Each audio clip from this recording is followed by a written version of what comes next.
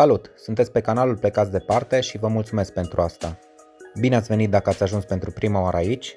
Urmăriți episodul 4 dintr-o serie de 4 episoade despre Parcul Natural Munții Apuseni.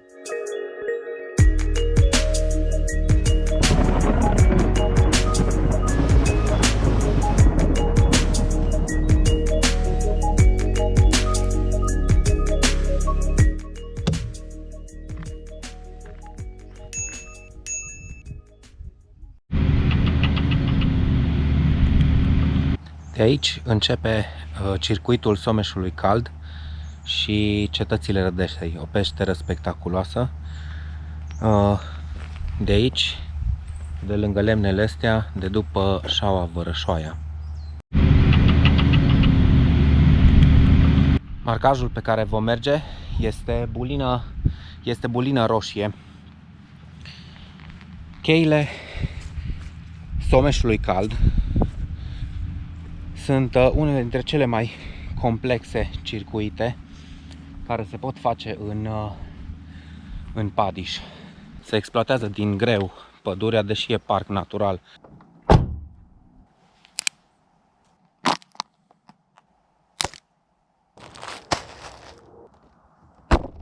În mod normal, pădurea ar trebui protejată aici, dar dimpotrivă, uitați-vă pe unde merg.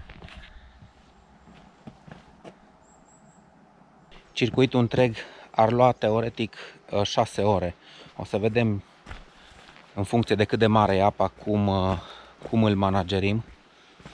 Mi-amintesc odată că am intrat prin apă și am venit de la capătul de jos a cheilor pe chei în sus până la peșteră. Practic, peștera, Cetățile Rădesei, este înainte de chei, după care traseul va urca pe dreapta, pe deasupra, ajunge din nou după chei la râu, urcă pe versantul stâng și ne întoarcem în locul de unde am pornit.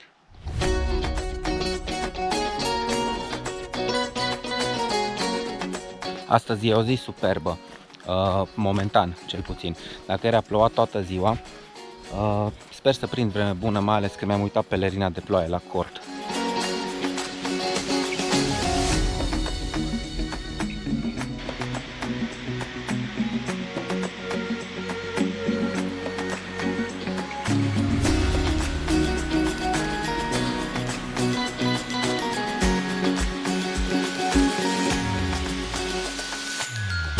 Suntem pregătiți cu lanterne, frontală, o lanternă în mână. La asta s-ar putea să renunț dacă trebuie să pun mâna pe pietre sau ceva și intrăm în peșteră. În partea cealaltă ne așteaptă Poiana Rădesei.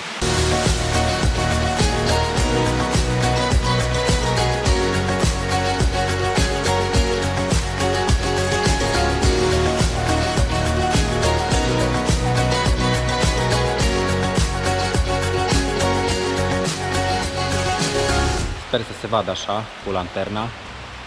În această peșteră urmăm cursul râului. Acum apa este foarte scăzută, deci nu pune nicio problemă. Ce e foarte interesant și special la ea sunt cele 5 luminatoare din tavan. Niște găuri, niște pâlnii din exterior înspre interior, pe unde pătrunde lumina în peșteră.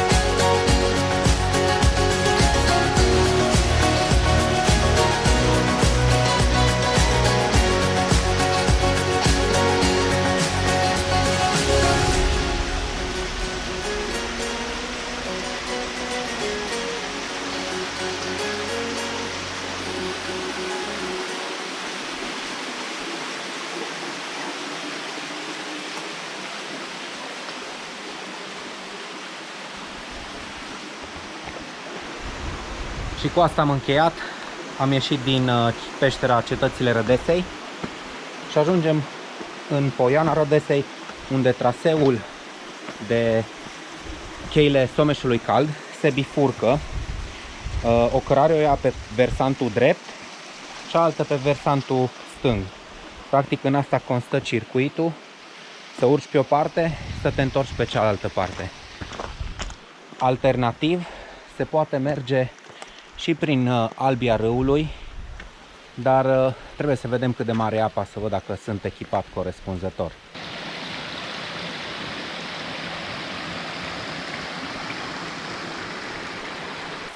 Două pârâuri se unesc la ieșire din Cetățile Rădesei, care împreună formează Someșul Cald. Practic, cheile Someșului Cald de aici încep. Aceasta e Poiana Rădesei, locul în care se separă cele două cărări pe versantul stâng și drept al cheilor. E plin de copaci căzuți în valea asta, dar utilajele nici n-ar avea cum să ajungă aici, deci e clar, au fost doborâți de furtună.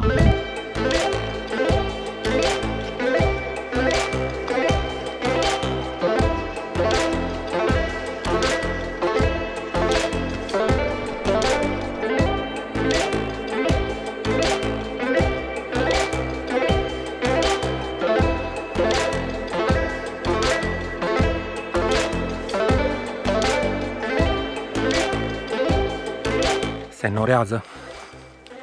Totuși, exact ce am sperat să nu se întâmple, spre deosebire de zona prin care am venit, unde copacii erau doborâți de furtună sau au fost doborâți, aici au fost doborâți de drujbe.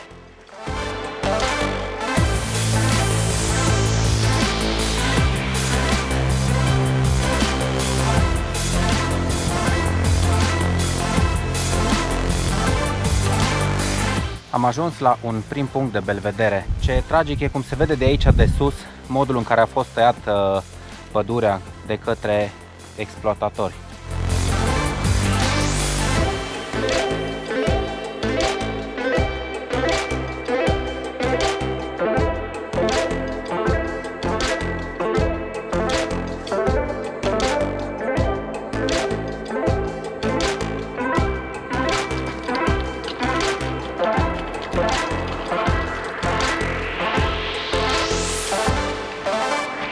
Denumirea populară a acestei formațiuni este căpiță.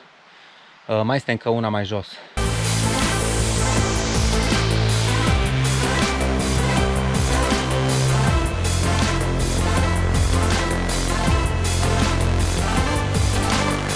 Cea de-a doua căpiță, altă formațiune calcaroasă. În scurt timp ar trebui să ajungem jos, în capătul din aval a cheilor, și acolo luăm o decizie dacă mergem prin chei, o broscuță, dacă mergem prin chei, prin canion sau pe sus, pe cărarea care probabil ia o oră jumate, 2 ore de întoarcere în Poiana Rădesei.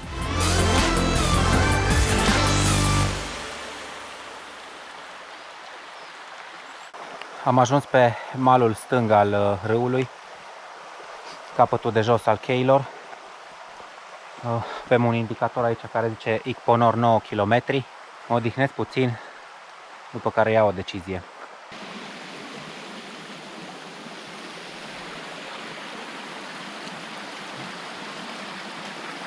M-am decis să mă întorc prin chei. Mi-adusesem cu mine niște papuci care se folosesc la scufundări, la labele de scufundări, short, un tricou și o să intru prin chei, prin apă. Sper să nu înceapă ploaia mai puternic, deci momentan picură, s-a oprit ce ploua mai devreme în pădure. Dacă începe ceva tragic, vin înapoi și o să merg pe cărare.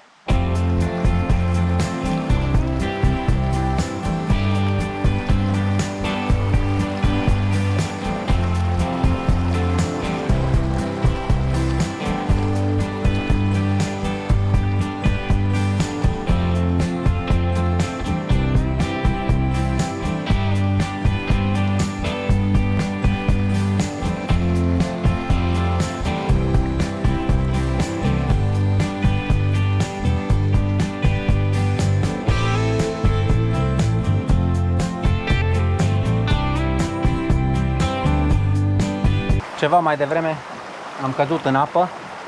Sper rucsacul să fie impermeabil. Asta m-ar fi așteptat, dar din păcate începe ploaia tot mai tare și sud, acolo apa mi era până în brâu și alunecam destul de tare, nu mă risc mai. Nu mă risc. Renunț, ies înapoi, stau puțin și urc pe cărare. M-am schimbat. Momentan e destul de uscat în rucsac. E foarte interesant cum acolo, la intrarea în chei, pare senin. Dar aici mărunt, totuși, dar plouă în continuare. Oricum era destul de ciudat să fi intrat pe acolo. Apa e tulbure, nu văd unde-i fundul. Mergeam pe pipăite. La un moment dat am luat o botă și în funcție de cât de mult intra în apă, atât de tare îmi dădeam seama dacă e adâncă, trece de brâu sau nu. Era la un moment dat un loc unde nu reușeam nici cum să mă țin nici cu mâinile, nici cu picioarele, nu eram stabil, pentru că e un strat subțire de noroi pe pietre și îmi alunecă orice, mână, piciorul gol, piciorul încălțat cu pantofii ăștia. Asta e cu altă ocazie. O să încerc să revin altă dată.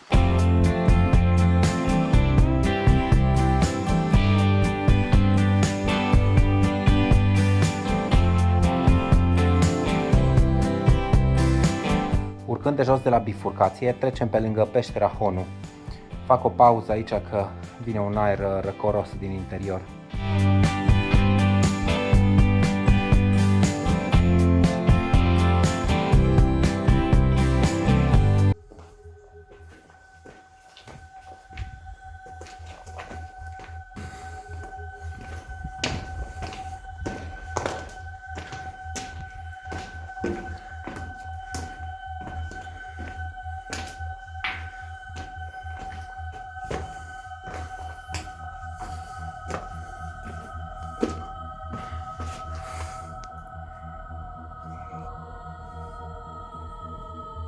Cam asta e peștera.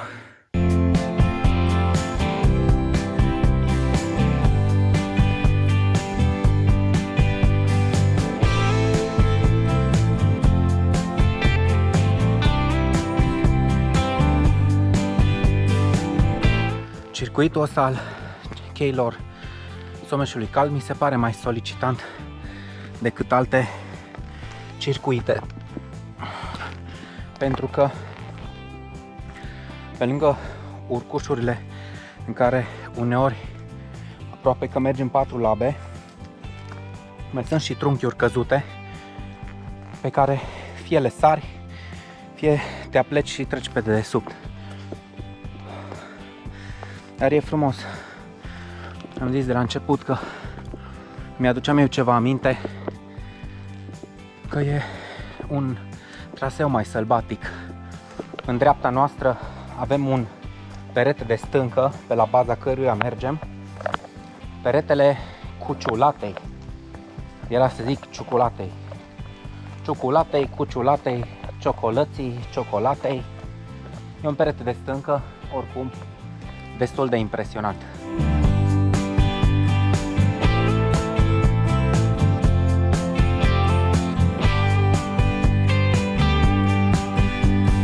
Un punct de belvedere de pe versantul stâng.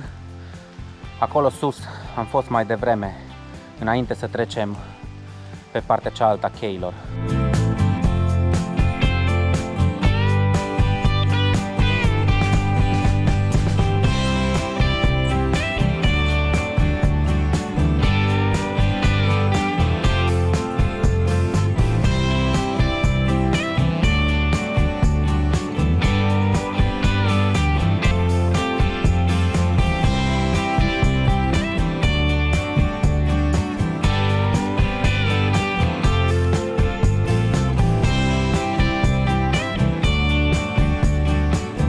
În zona asta, unde pădurea e doborâtă de furtună, după peretele Cuciulatei, se bifurcă foarte multe cărări, pentru că e un întreg labirint de cărări. Trebuie să fiți atenți să găsiți din nou marcajul.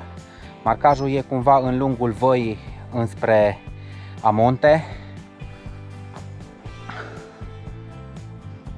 Dacă se vede acolo. Dar tot de aici se face și coborârea spre peștera Moloch, care e undeva sub piatra asta, sub zidul ăsta peste care sunt copacii dărâmați. Nu mergem de data asta la peștera Moloch. Moloch sau Moloch? Habar n-am. Coborâm acum, suntem aproape de râu, se aude și se vede jos în vale.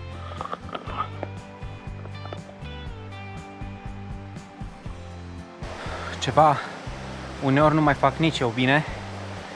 Venind pe cărare m-am abătut pe o altă cărare și abia după ce am ajuns la pârâu mi-am dat seama că nu sunt pe cărarea potrivită.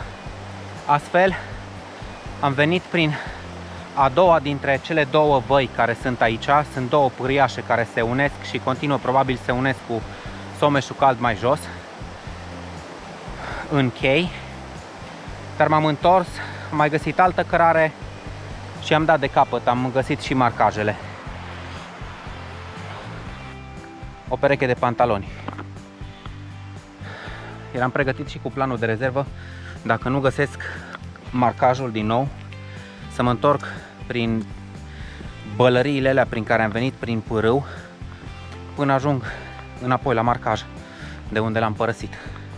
Mamă, ce bahaos am făcut! Trecusem de fapt prin râu, pe lângă râu, în cărarea de pe versantul drept. Pe mine mă interesa să ajung înapoi în Poiana Rădesei.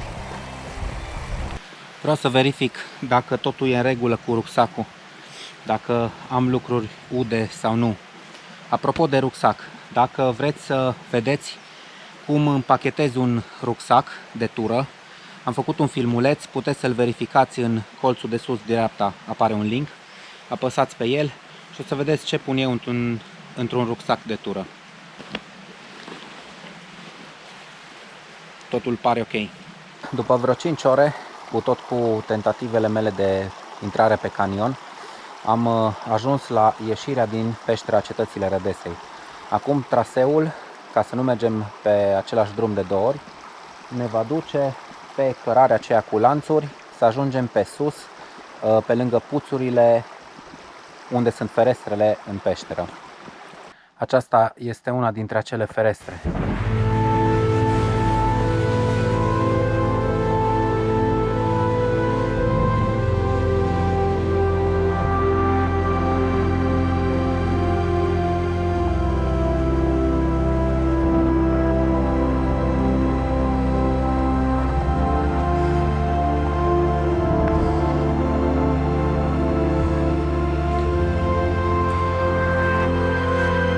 Un alt obiectiv de pe traseu, micul explorator care face o pauză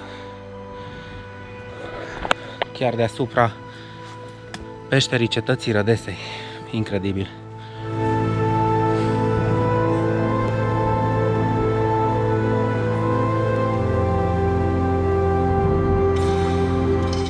Din păcate aici, în spatele meu, curând, nu va fi pădure.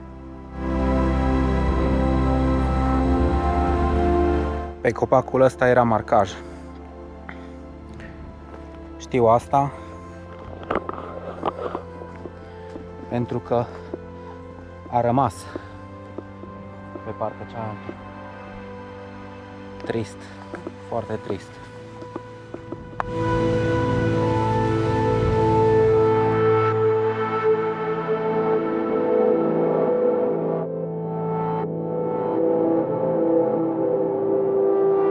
Încheiem traseul la intrarea în peștera Cetățile Rădesei cu bune, rele, emoții, un pic de ploaie, apă până în gât aproape, dar l-am biruit.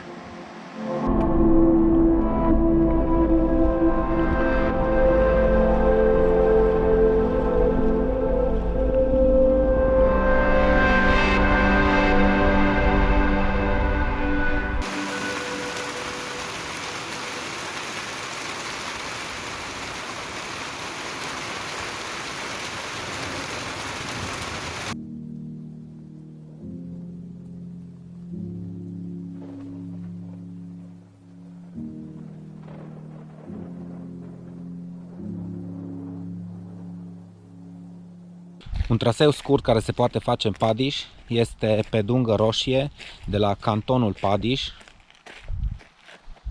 acolo, care acum e sediu pentru jandarmi sau ceva poliție din asta parcului care nu prea face mare lucru decât să le zică turiștilor unde să nu parcheze, la Pietrele Boghi sau o priveliște, o zonă din care se vede frumos Amfiteatru Boghi.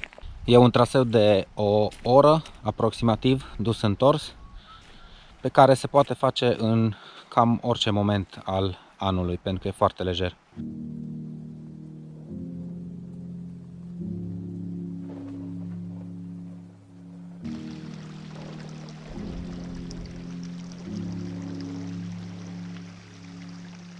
Am greșit cu Dunga Roșie, traseul este de fapt marcat prin cruce albastră sau bulină roșie.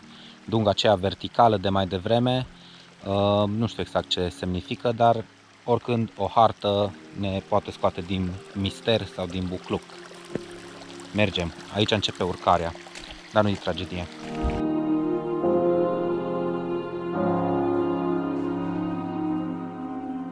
Nu e albia unui pârâu, e apa care s-a strâns după ultima ploaie. Acum o jumătate de oră ploua destul de puternic.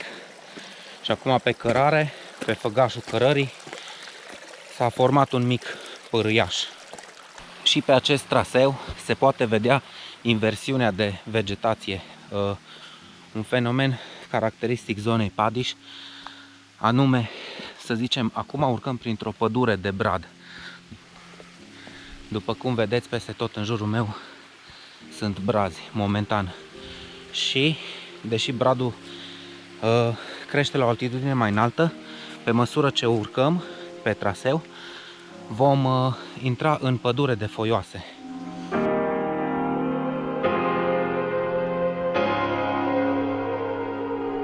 Mai sus pe traseu, în loc să avem tot pădure de brad sau etaj alpin, avem pădure de fag. Asta este inversiunea de vegetație. Partea frumoasă la acest traseu este că din loc în loc sunt câțiva stâlpi cu panouri informative, ca și cel din spate, în care poți învăța despre urme de animale, despre brazi, molizi, fagi, despre molhașuri.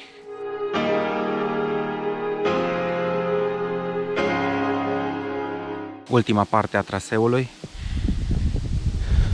o ramificație merge spre Cabana Vărășoaia. Noi mai continuăm 5 minute spre Pietrele Boghi.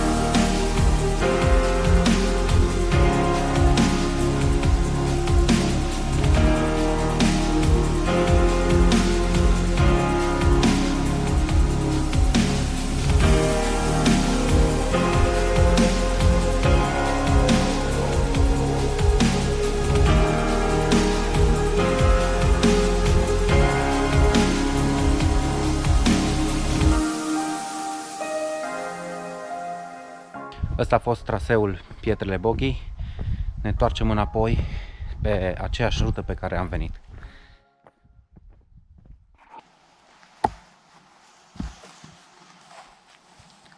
Și am ajuns de unde am pornit, adică în zona de cort. Cam ăsta a fost filmul, am ajuns la final.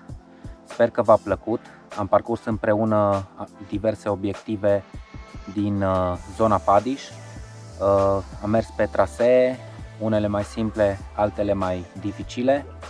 Sper că nu v-am plictisit, că am senzația că filmul ăsta e destul de lung. Deci e timpul să merg spre casă. Nu uitați înainte să ieșiți, dacă v-a plăcut filmul, să dați un like, să răspundeți la întrebarea de care ziceam la început, ce considerați voi că e pro și contra la mersul cu cortul, să-l recomandați filmul dacă vi se pare interesant și altora și să ne vedem cu bine la următorul film. Ciao, pa! Am separat gunoiul și o să încerc să îl duc la containere specializate. Eu cel puțin o să-l duc, nu cum fac alții care lasă gunoiul prin pădure, fie în pungă, fie aruncat aiurea.